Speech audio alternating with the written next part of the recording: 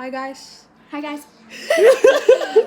Foreigner ama pharaga mukbang tawba nakanda Africa gi keno ani phamjaba manga ikai sina bayam saga no masi yam kan mane masi saba hawrase ado ngasi je ok thong bane ko isingdo piro to isingdo piro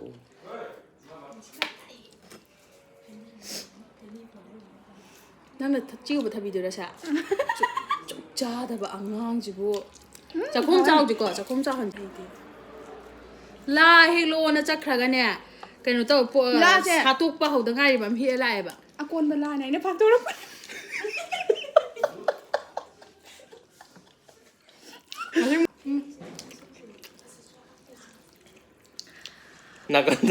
nakanda aga dang rom da ok sẽ khôi hôm sáng đúng thùng mà này bà yes ayaw ngai rồi thong mà ngàn là đến năm là thùng à thum cham mẹ dài hết đúng tôi sẽ không chả không cái chấp bị động nè hai giờ ta de bar thum bor ai ja nam iro ma silay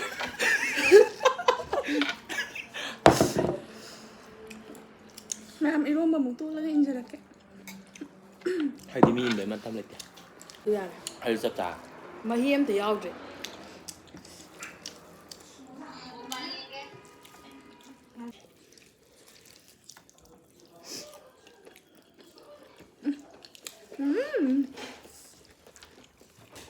Ma'am túc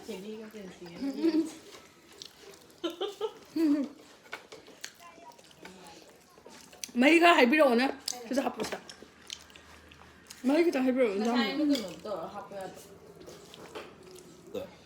Ma'am ấy Coca-Cola thì hay biết làm đẹp bottle nước vô phải là cả đời thôi nhỉ một vàng tuổi mukbang tau na dre nupan ki tak sami na ga mana lai na me yare maya naka na bu mani yaw re maya ida ka phoi na ram yaw re ma thì new bane nhiều bane phoi na ibani na africa dai na tra hurry up Let's stick in guys thật sự không biết làm hào vậy không biết gì Ma'am làm chưa có mà jam hay vậy nè Ma'am chú chăm lập luôn không mà in sang phụ là đâu makeup hay vậy nè lại cho cái saman mà nếu mà ngan mà lúc cô kia bảo cô mà ngan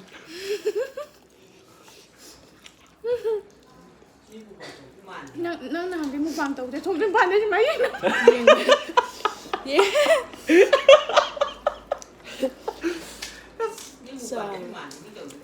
Được chưa? Nhưng mà cái mukbang từ chỗ không ăn tàu mẹ là đâu nghe nghe sao mày nữa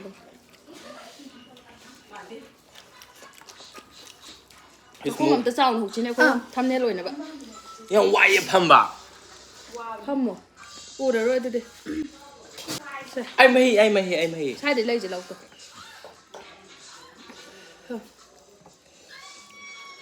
na ko he năng đi chợ không được sao được Ai đi sao đó khai tu chang itu ga khai là lại đến khai ba lệ cô hàng ngồi bên đây thì có trên nào mà tham này mà ngàn nó thu đâu được bọn nó thế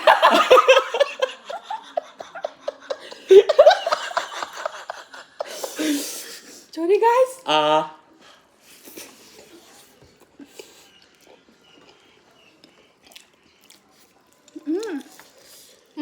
chị hào vậy ai kun là cái giải mà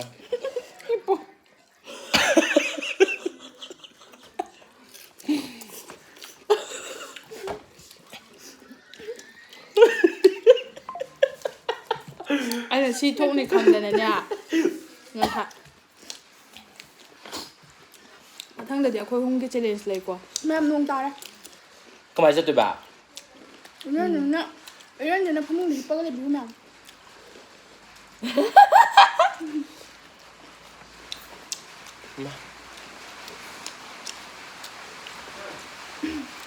mama mu bang di padi na te chokan nga si kita update taw le kisu taw buồn cũng nhau chứ ꯂꯩꯕꯁꯦ ꯍꯧꯖꯤꯛ ꯈꯨꯟꯗ ꯆꯠꯂꯒ ꯃꯥꯏꯀ꯭ꯔꯣꯐꯣꯟꯗꯣ ꯑꯩꯈꯣꯏ ꯂꯤꯅꯥꯅ ꯃꯊꯪꯒꯤ video ꯅꯪꯅꯕ ꯄꯥꯡꯅꯤꯅ ꯍꯥꯏꯌꯦ ꯃꯣꯏ ꯃꯇꯩ ꯃꯅꯥꯎ ꯑꯅꯤ ꯇꯧꯔꯒ ꯆꯨꯝꯃꯦ ꯃꯉꯥꯟ ꯆꯨꯝꯗ꯭ꯔꯥ ꯈꯪꯗꯦ ꯑꯩꯗꯤ ꯃꯥ ꯀꯩꯅꯣ ꯅꯪ ꯆꯪꯅꯕꯗꯤ ꯆꯪꯅꯔꯛꯇꯦ ꯃꯌꯥꯝ ꯑꯂꯨ ꯑꯃ ꯇꯤꯡꯁꯤꯜꯂꯛꯀꯦ ꯑꯂꯨ ꯑꯃ ꯇꯤꯡꯖꯔꯛꯀꯦ ꯌꯥꯝ ꯆꯥꯎꯋꯦ ꯑꯂꯨꯗꯣ ꯆꯜꯂꯣꯏꯌꯦ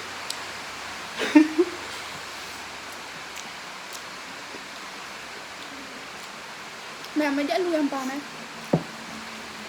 ꯁꯛꯁꯨ ꯑꯂꯨ ꯃꯥꯟꯕꯅꯤ ꯆꯥꯕ ꯌꯥꯕ ꯑꯂꯨꯗꯨꯅꯤ ꯃꯌꯥꯝ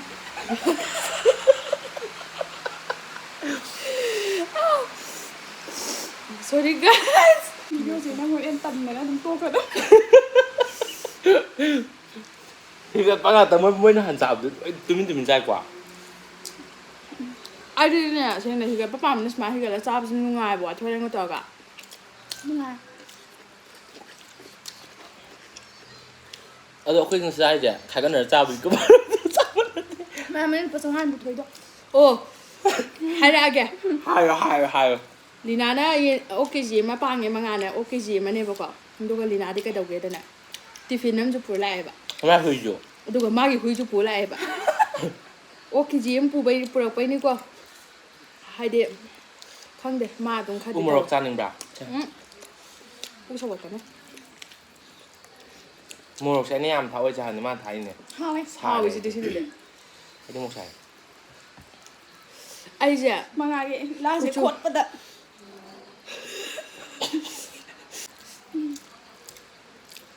ꯑꯁꯤꯗꯤ ꯃꯨꯛꯕꯥꯡ ꯅꯠꯇ꯭ꯔꯦꯗ ꯃꯤꯋꯥꯅꯤ ꯃꯌꯥꯝ ꯆꯥꯎꯋꯦ ꯌꯥꯝ ꯂꯥꯁ ꯆꯥꯎ ꯈꯪꯉꯤ ꯑꯗꯣ ꯑꯩꯈꯣꯏꯁꯨ ꯉꯥꯎꯗꯤ ꯉꯥꯎꯔꯕꯅꯤꯀꯣ ꯆꯥꯛ ꯆꯥꯔꯤ ꯏꯇꯣꯝꯇ ꯋꯥꯔꯤ ꯁꯥꯏ ꯃꯨꯛꯕꯥꯡꯗꯤ ꯃꯊꯪ ꯋꯥꯔꯤ ꯁꯥꯟꯅꯕꯅꯤ ꯍꯥꯏꯗꯤ ꯄꯨꯡꯊꯣꯛ ꯊꯣꯛ ꯂꯩꯌꯦ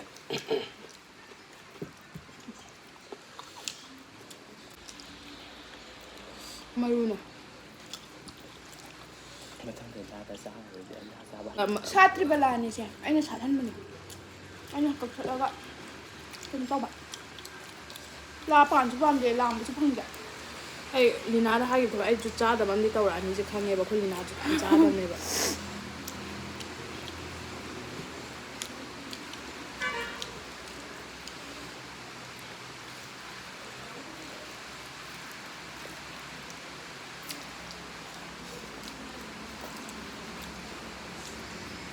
ꯊꯥꯒꯠꯆꯔꯤ ꯃꯌꯥꯝ ꯕꯣꯠ ꯊꯥꯗꯕ ꯊꯣꯛꯎꯔꯦ ꯑꯗꯨꯗꯨꯒ ꯋꯦꯗꯔꯁꯦ ꯀꯩꯅꯣ ꯇꯧꯃꯟꯗꯅ ꯀꯩ ꯆꯥꯁꯤꯒꯦ ꯈꯟꯅꯔꯕ ꯃꯇꯨꯡꯗ ꯑꯣꯛ ꯑꯃ ꯀꯩ ꯑꯃ ꯇꯧꯔꯒ ꯍꯧꯖꯤꯛꯁꯨ ꯅꯣꯡ ꯇꯥꯔꯤꯕ ꯔꯣꯃꯥꯟꯇꯤꯛ ꯋꯦꯗꯔꯅꯦ ꯂꯩꯁꯥꯕꯤꯒ ꯄꯥꯈꯪꯒꯤꯒꯗꯣ ꯔꯣꯃꯥꯟꯇꯤꯛ ꯋꯦꯗꯔꯅꯦ ꯑꯩꯁꯨ ꯔꯣꯃꯥꯟꯇꯤꯛ ꯑꯣꯏꯔꯤ ꯑꯣꯛꯀ ꯑꯁ ꯋꯥ ꯌꯥꯝ ꯉꯥꯡꯉꯤꯍꯦ ꯆꯥꯎ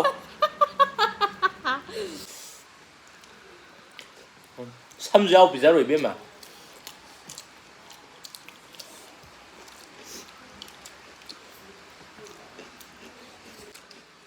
ꯁꯥꯗꯤ ꯆꯤꯡꯃꯥꯏꯗꯤ ꯀꯩꯗꯧꯔꯤꯒꯦ ꯑꯩꯒꯤꯗꯤ ꯆꯤꯡꯃꯥꯏ ꯑꯃ ꯇꯝꯖꯒꯦ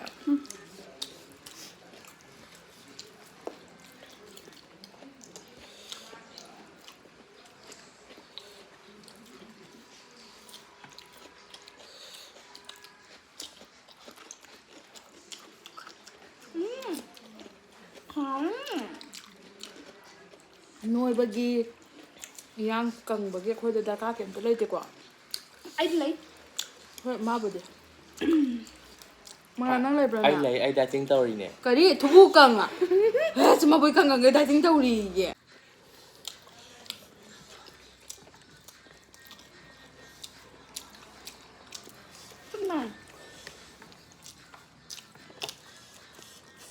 ꯂꯥꯁꯦ ꯈꯨꯖꯤꯟ ꯃꯃꯤ ꯉꯥꯛꯇ ꯇꯥꯔꯦ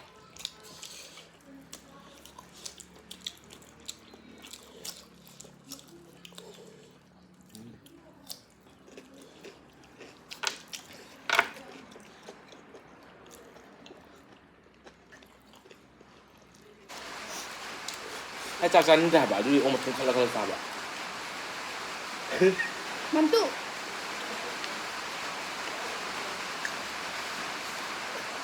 ꯃꯥꯏꯁꯤꯗꯤꯅꯦ ꯃꯥꯏ ꯃꯨꯛꯕꯥꯡ ꯇꯧꯁꯦ ꯍꯥꯏꯁꯦ mukbang tꯧꯔꯝꯅꯤ ꯏꯟꯖꯥꯡ ꯃꯌꯥꯝ ꯍꯥꯞꯄꯦ ꯏꯟꯖꯥꯡ ꯃꯌꯥꯝ ꯍꯥꯞꯄꯅꯤ ꯏꯟꯖꯥꯡ ꯃꯌꯥꯝ ꯍꯥꯞꯄꯅꯤ ꯑꯩꯈꯣꯏꯁꯤꯅ ꯆꯥꯛ ꯆꯥꯎ ꯍꯥꯏꯕ ꯃꯥꯅ ꯏꯟꯖꯥꯡ ꯆꯥꯒꯦ ꯍꯥꯏꯕꯅꯦꯕ ꯅꯣꯡ ꯇꯥꯔꯦ ꯂꯥꯏꯔꯕꯅꯤꯅ ꯖꯤꯡꯒ ꯈꯥꯕꯅꯤꯅ ꯅꯣꯡ ꯃꯈꯣꯟ ꯇꯥꯔꯝꯃꯅꯤ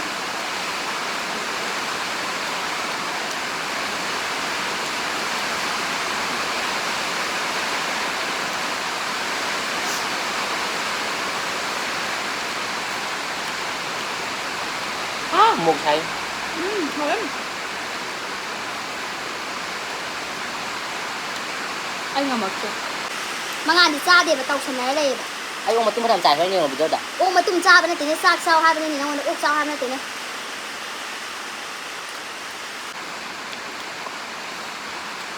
Má nó mẹ ngồi gì foundation anh đi nè thay chứ.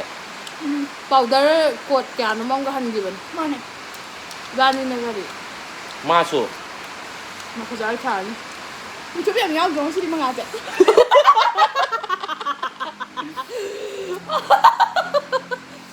Anh đi cái gì đó không ngạt mà. Hay là ngang. Lina ibani na make mukbang tauram da gi kho khoi ni nupi ni na khidang ke ba kwa Lina ibani de gi mangan hen ke ba na chin thi hai ni he ke ba ke da blina Mangan này chụp em. mangan mi tum na be ba Nắp bên nét gì. Khôi này xíu về nhà bằng nào.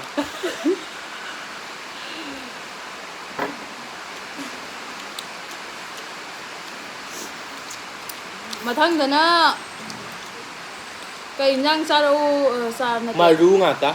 sarau ge do mayam haibro adum char ka moi ga mukbang taro su dum tawra ke dum du tawro su taw ka Mà tung mà nấu ra hết lời nó ngay đó mình đàn. Mẹ làm là phu thì xa bao.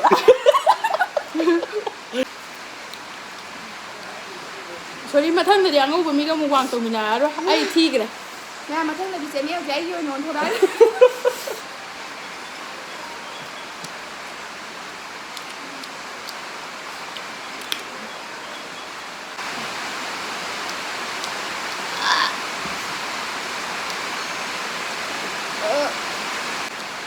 Ôi anh cái glass đó hay vậy thôi đấy. mayang we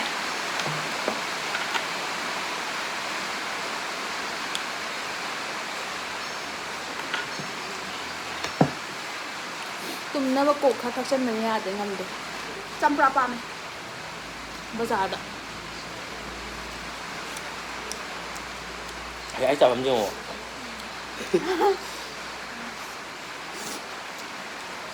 hào đi hào quá chắc chỉ mình mới sang ngâm được vậy mangan di thabi em thasa di na thabi tu hangoi bro matum thilai bu nang sa di ba setat lo hangoi nuo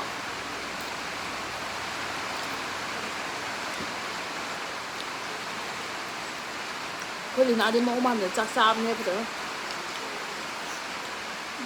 Ở đâu mà thằng lần nào challenge sâu cho bạn.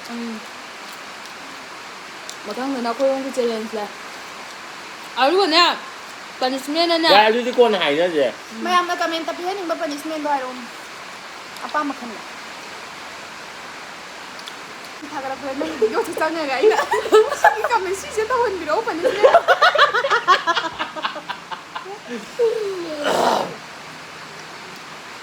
Hay mày. mangan je ma thang mu wang to bu ya haloi ba Cây gì. yam ka hai ni nupa mo ba gi ne tau de ba hale ka kari